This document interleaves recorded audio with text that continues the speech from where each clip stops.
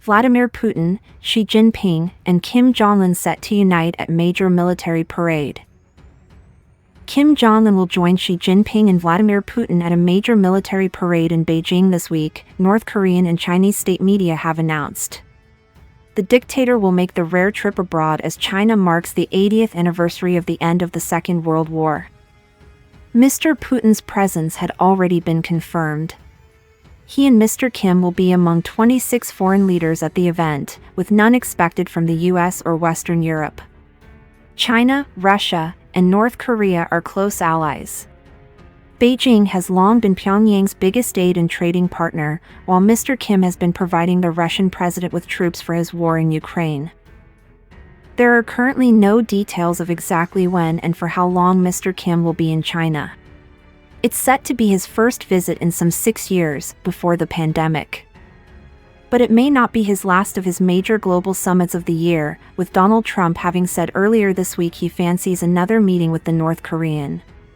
The pair had an unprecedented meeting during the US president's first term, and he suggested they could reunite later this year. Rapper charged with assaulting police officer while in underwear. U.S. rapper Lil Nas X has pleaded not guilty after being charged with assaulting a police officer while walking in downtown Los Angeles in his underwear. The musician, real name Montero Lamar Hill, was taken to hospital and arrested after police responded to reports of a naked man shortly before 6 a.m. on Thursday. The district attorney's office said on Monday that Lil Nas X faces 3 counts of battery with injury on a police officer and 1 count of resisting an executive officer. He was being held on a $75,000 bail, conditional on attending drug treatment. It is not immediately clear whether he had posted it and been released yet. He is set to return to court on September 15 for his next pretrial hearing. During the hearing on Monday, Hill's lawyer Christy O'Connor told the judge he had led a remarkable life, adding, "Assuming the allegations here are true, this is an absolute aberration in this person's life. Nothing like this has ever happened to him."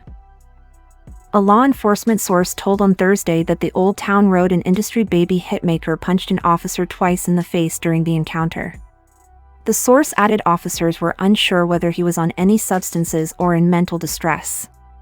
Cited TMZ footage where Hill was seen walking down the middle of Ventura Boulevard at 4 a.m. on Thursday in a pair of white briefs and cowboy boots. In the videos, Hill tells a driver to come to the party in one clip and in another tells the person, "Didn't I tell you to put the phone down?" Oh, someone's going to have to pay for that," Hill says as he continues to walk away. In some clips, Hill struts as if he's on a catwalk, posing for onlookers, and at one point he places an orange traffic cone on his head.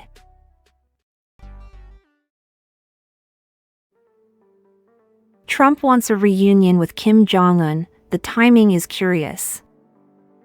Donald Trump's first meeting with the new president of South Korea, a highly unconventional platform for glowing words about the North Korean one.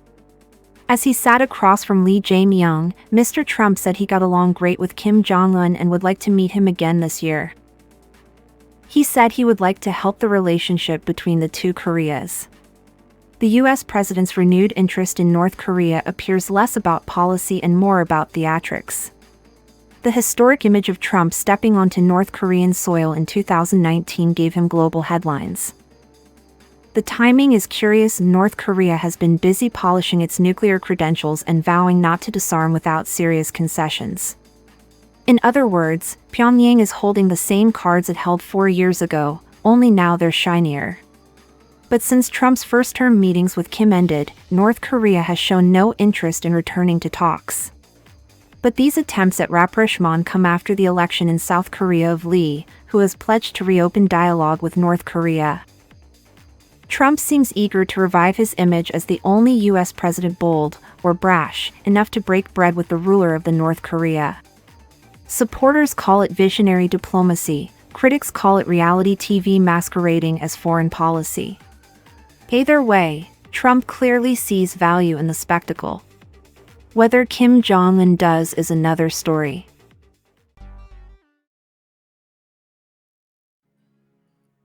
Princess Diana's 1991 time capsule included pocket-sized TV and Kylie Minogue album.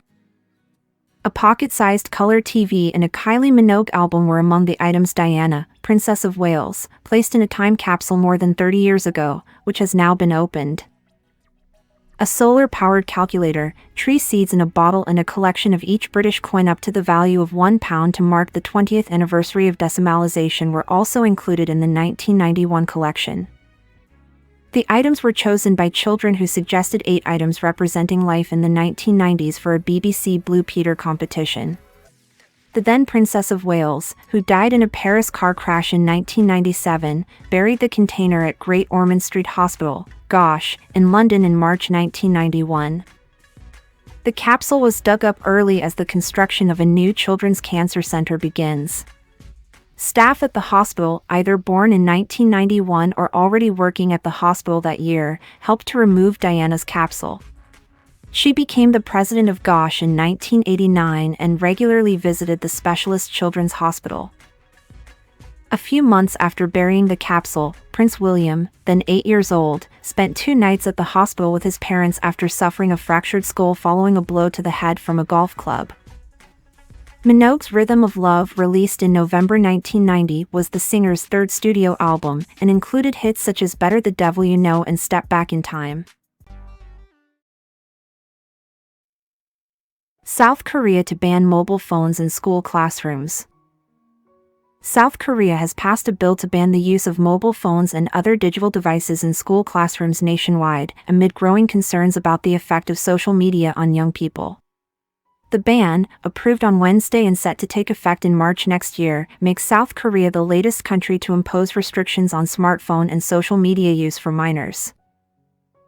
The country is among the world's most digitally connected nations, with 99% of South Koreans online and 98% owning a smartphone, according to the US-based Pew Research Center.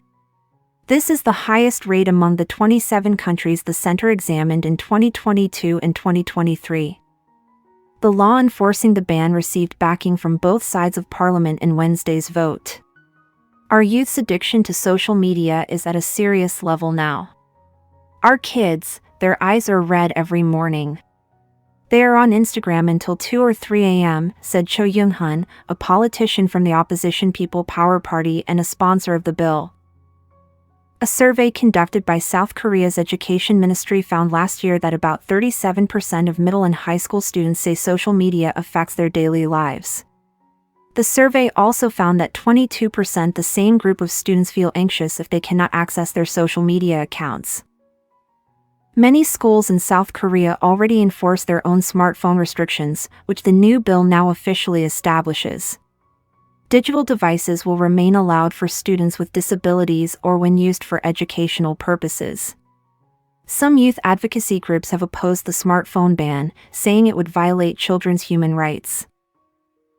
Australia has recently expanded its groundbreaking social media ban for teenagers, while a July study revealed that prohibiting mobile phones in Dutch schools has improved students' concentration.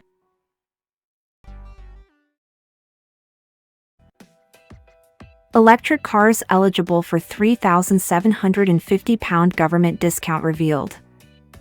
The 2 electric car models eligible for £3,750 purchase grants have been revealed by the government. 2 Ford vehicles, the Puma Jenny or Eternio Courier, will come with the £3,750 discount, while 26 other models are eligible for grants of £1,500. The government announced its £650 million electric car grant scheme last month to help drive the switch to non-polluting vehicles. Grants will only apply to vehicles with a list price of £37,000 or below, and the discount will be applied automatically at the point of sale. Ford puts the price of a new Puma Jenny at £28,495 and the Eternio Courier at £32,190. They qualify for the highest grant because they are the greenest available within the eligible price range. Here is the full list of electric vehicles, EVs, eligible for the £1,500 grant.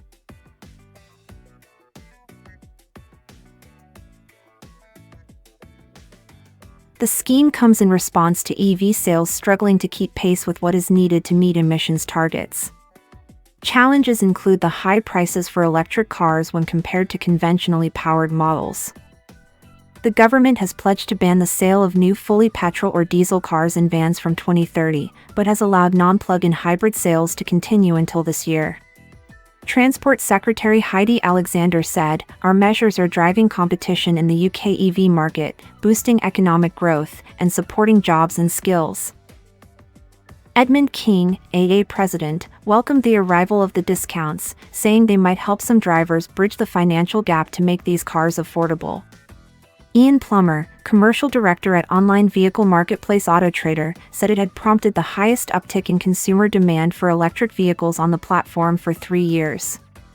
The Conservatives previously criticized the scheme, suggesting taxpayers shouldn't be footing the bill.